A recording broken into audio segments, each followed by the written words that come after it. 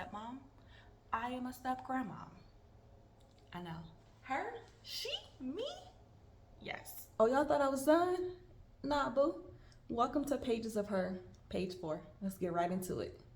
What starting over looks like as a grown woman with responsibilities and still working a 9 to 5? Trying to tell you, baby, this isn't for the weak. It's not for the weak.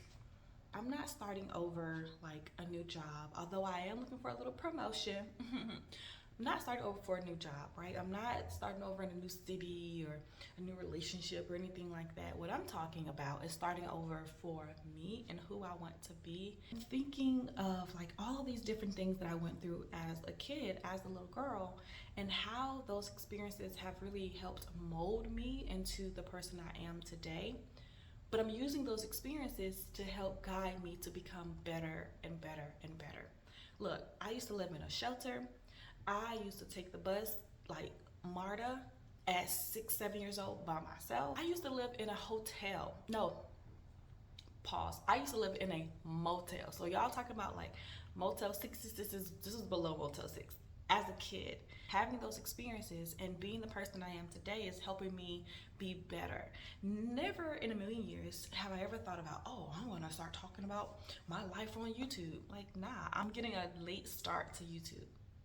Late start. I mean, YouTube's been out for what, 15, 20 years now, probably more by now. I'm not even sure. I keep saying that I'm saying things on this channel that I really think that other women can hear or want to maybe learn from, listen to, because I don't think that my story is the only story that can potentially have these things happen. Like, no, like I'm pretty sure other people have done the same thing, have lived a similar life as me.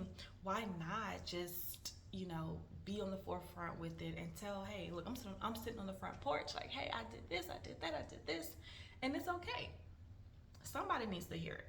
And I think that me being able to just chill and talk with y'all, whoever's listening out there, just about what has happened in my life, and again, hopefully that can help someone else in their lives. Starting over feels like grief, like you're shedding something, you're shedding a layer of who you are, or a part of you is dying. No one tells you that you're gonna grieve a person that you thought you would be by now. I'm in my early 30s, right? And I had this picture perfect idea of who I was going to be at this age. Don't get me wrong, I've hit a lot of milestones. I've overgrown a lot of things, overcome a lot of barriers. But right now, I have a couple $100,000 in debt.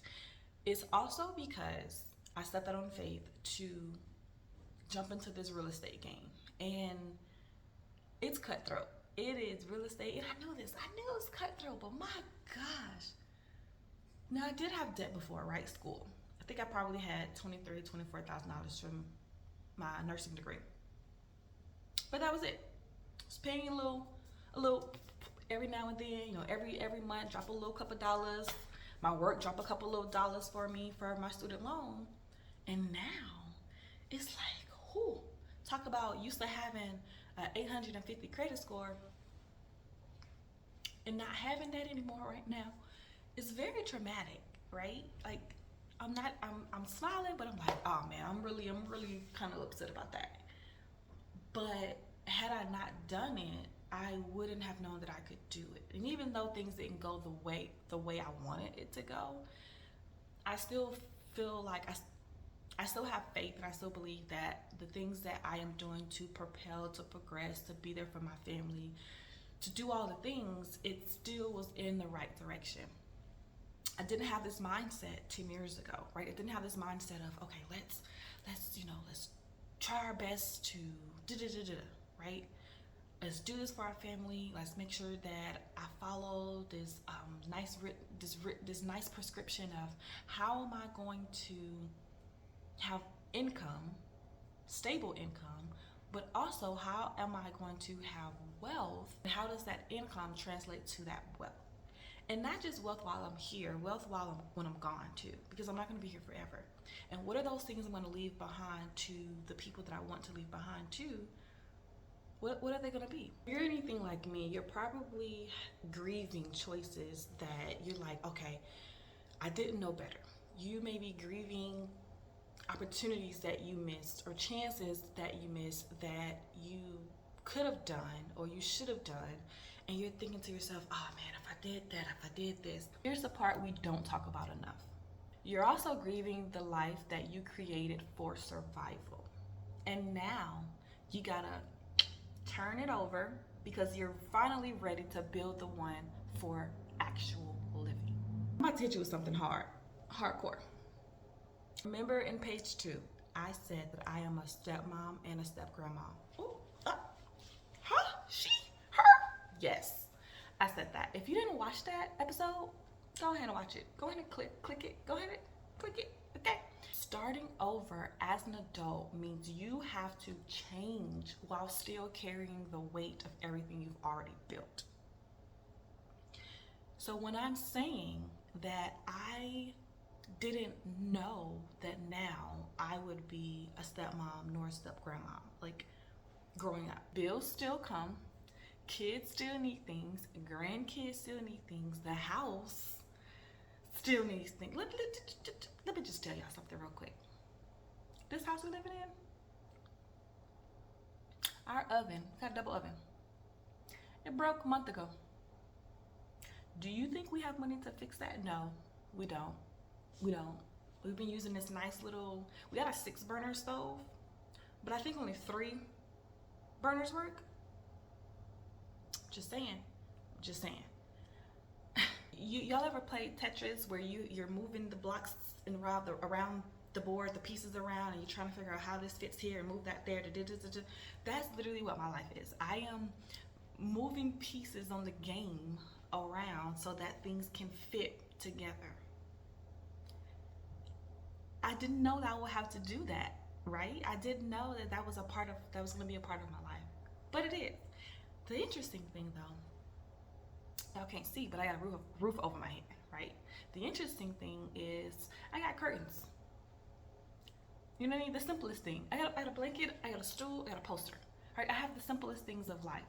And yes, do we have problems? Are we going through things? Yeah. But when I dial it back and think, okay, well, it could be worse. I could be living in a shelter like I used to when I was a kid. I could be living in a hotel, keep saying hotel, it wasn't a hotel. I could be living in a motel. I could be on the street, you know what I mean?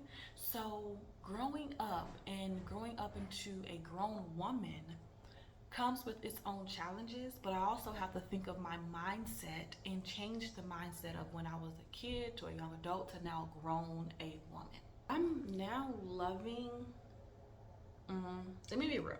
I am beginning to love this new me.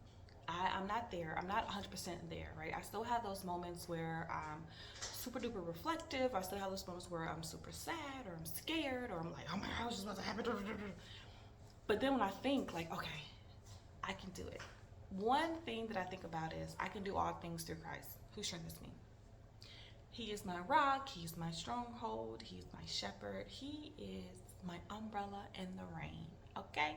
So anytime that I'm thinking, oh man, this is a little bit too much for little old me, I just be sit there and think, I'm like, okay. She can do this.